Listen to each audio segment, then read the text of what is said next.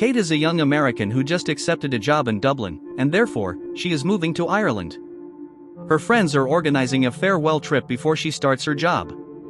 Anita is the first to arrive and is helping with the move. Kate finds a keychain with the name of her ex-boyfriend, Ryan. She explains that it was a gift he made himself, and she also made a similar one for him. The relationship ended 4 years ago, and Kate assures that there is nothing else between them. However, Anita suspects it might not be quite so, especially since it was Ryan who organized the whole farewell trip. The second to arrive is Kate's brother, Joel. It has been a while since Anita last saw him, and she is excited to see that he has become a handsome young man. Meanwhile, Ryan is with his friends Tommy and Chuck in the trailer he rented for the trip. Tommy doesn't seem very impressed with the vehicle, but Ryan doesn't let the criticism get to him. When Chuck asks about the itinerary, it becomes clear that he ignored the emails from his two friends, who had already sent the details. The group is planning to visit several castles and ruins, but Chuck only gets excited when Ryan mentions a brewery. Like Anita, the guys also think that this trip is an excuse for Ryan to rekindle his romance with Kate. He denies having ulterior motives, but Chuck decides to appeal and asks if he himself is free to flirt with the girl. Ryan's reaction shows that the friends are right and he is still in love with his ex. In front of Kate's building, Joel comes to meet the guys, and the girls arrive shortly after. The last to arrive is Haley, a friend of Ryan. Kate doesn't seem very happy that she was invited. The young people then get into the trailer, and the trip begins. Everyone is excited and having fun. After a few kilometers, they stop at a roadside shop. The girls complain about the horrible appearance of the place and refuse to use the bathroom. The guys laugh, but one of them comments that this place does not appear in any of the region's tourist brochures. Chuck and Tommy go into the knick-knack store, and inside it is even weirder. To make matters worse, Chuck complicates the situation with rude comments in front of the customers. In the yard, Kate takes the opportunity to have a private chat with her ex-boyfriend. She mentions a coaching vacancy in Chicago, but Ryan doesn't want to talk about his sports career. He is convinced that he is a failure and has decided to work with his father and put his dreams aside. Entering the workshop, Ryan tries to find someone, but the place seems abandoned. He finds a flyer on the floor, with a picture of a missing young man. Suddenly, an angry dog appears and chases Ryan outside. Anita and Haley also enter the store and start choosing souvenirs. The owner of the establishment is an unpleasant man named Luca. He makes inappropriate comments and leaves the girls embarrassed. Joel steps closer to protect them. Anita then notices that Luca is wearing a beautiful medallion around his neck and asks how much it costs. The man says that this item is not for sale, but she doesn't give up, offering 15 euros for the piece. Tommy tells her not to negotiate, and that this is probably a scam to raise the price. Luca repeats that the medallion is not for sale, but when Anita raises the offer to 100 euros, he changes his mind. Alone outside, Kate is approached by a woman wanting to read her poem. The woman is eerie and insistent. To prove her talents, she says Ryan's name and declares that he is Kate's true love. Suddenly interested, the young woman asks if they will get back together. The woman starts making strange gestures and letting out moaning sounds. Then she points at Kate and says that she must leave there as soon as possible. Still inside the store, Anita realizes she has been duped. The medallion that is in the wrapping is not the same one she had chosen. Chuck decides to confront the scammer, but Luca starts mocking him and calling him a crybaby. The other young people begin to get scared and prefer to leave quickly. They tell Chuck to let it go. He pretends to agree, but then runs back and pulls the original medallion. Luca becomes frantic and tries to hold him. He tells the young man that he doesn't know what he's getting into, but Chuck doesn't listen. He manages to break free and runs into the trailer with his friends. Furious, Luca orders his companions to go after the thief. In the rush to escape, Chuck doesn't see the gypsy crossing in front of the trailer. She is hit squarely.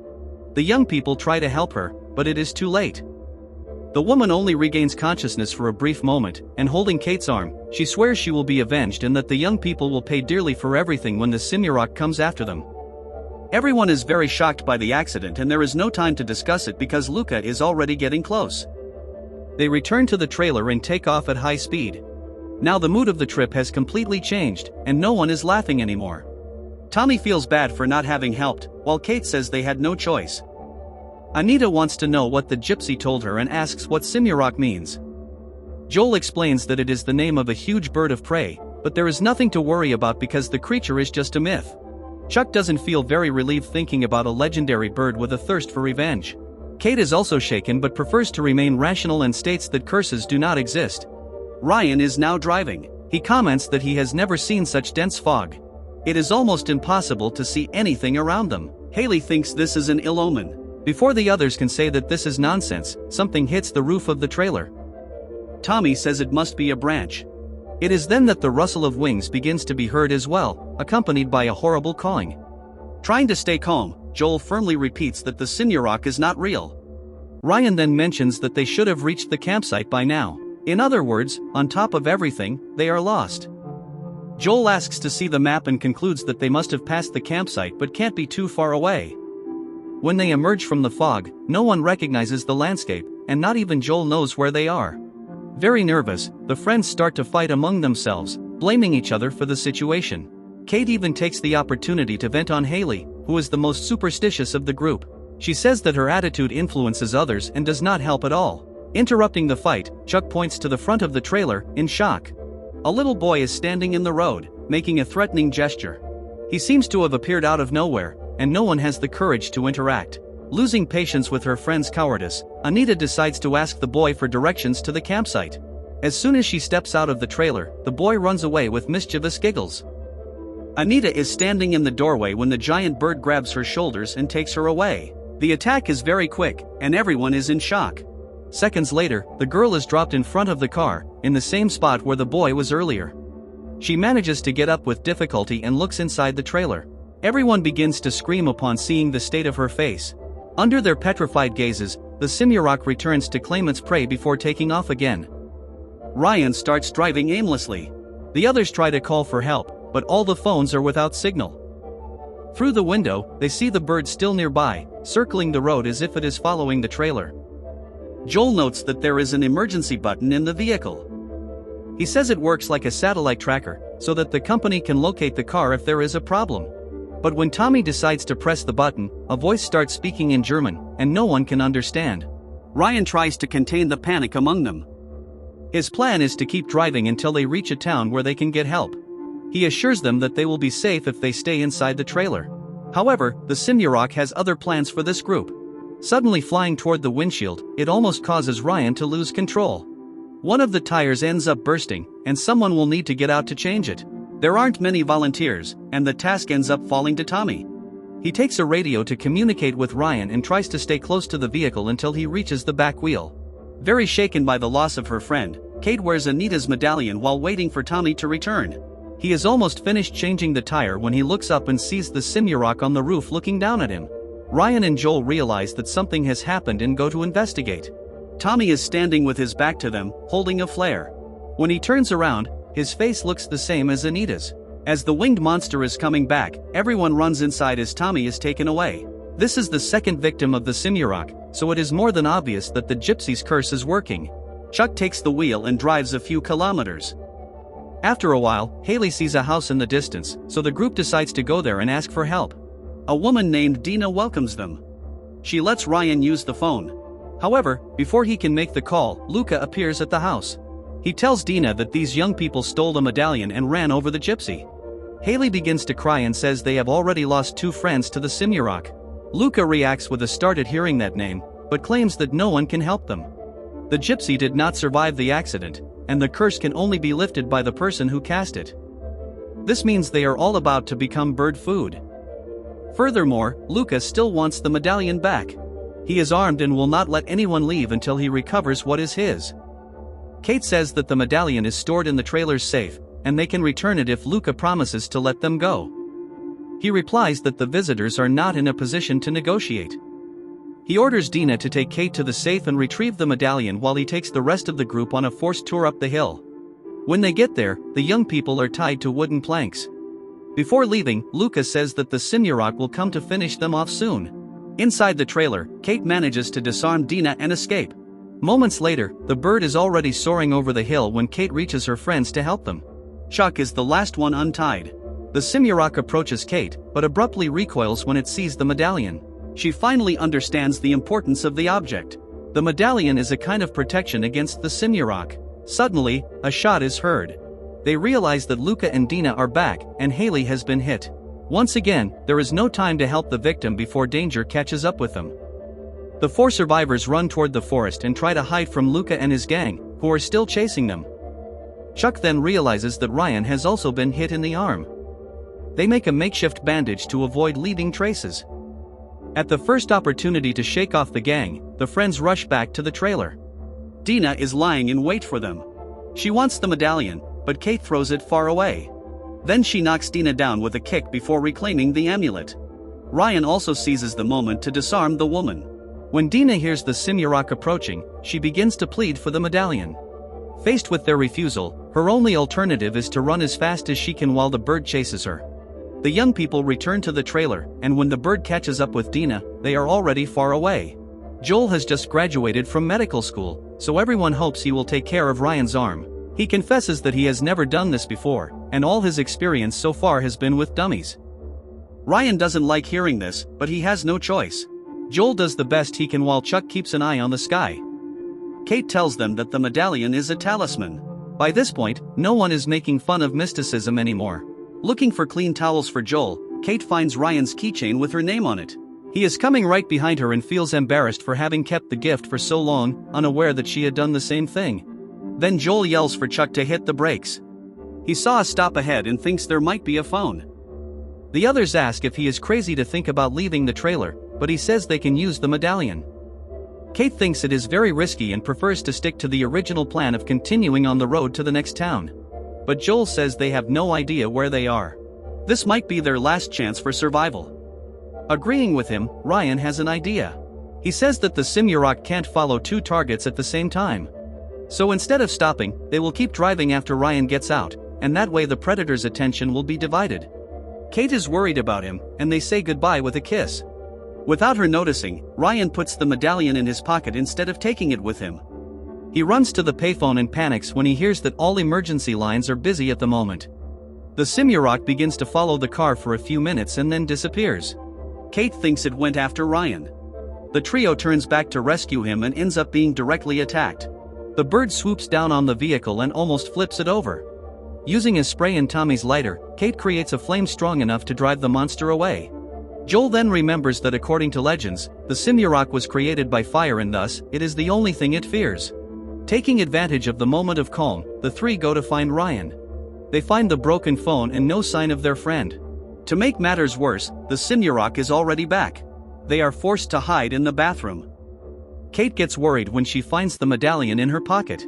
She explains that Ryan must have tried to save her, but Chuck suspects that she has stolen the amulet.